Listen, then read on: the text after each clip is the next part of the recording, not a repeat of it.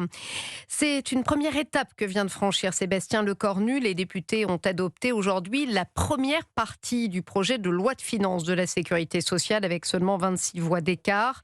La présence du Premier ministre a clairement pesé dans cette victoire. Sébastien Lecornu s'est battu jusqu'au bout, Alexis de la Fontaine. Oui, Sébastien Lecornu a mouillé la chemise à l'Assemblée nationale, interpellant les uns, répondant aux autres. Le Premier ministre a rappelé juste avant le vote l'importance d'adopter cette première partie du budget de la sécurité sociale, mais aussi pour les débats à venir. L'hôpital, la question des retraites, la question des soins de manière globale. J'imagine que certains vont vouloir revenir sur la question des retraites et que l'engagement du gouvernement depuis ma nomination, c'est que les débats puissent avoir lieu.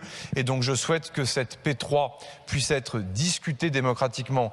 Maintenant, les députés étudient la deuxième partie consacrée aux dépenses et la question de la suspension de la réforme des retraites sera à nouveau débattue avant un vote final ce mardi 9 décembre.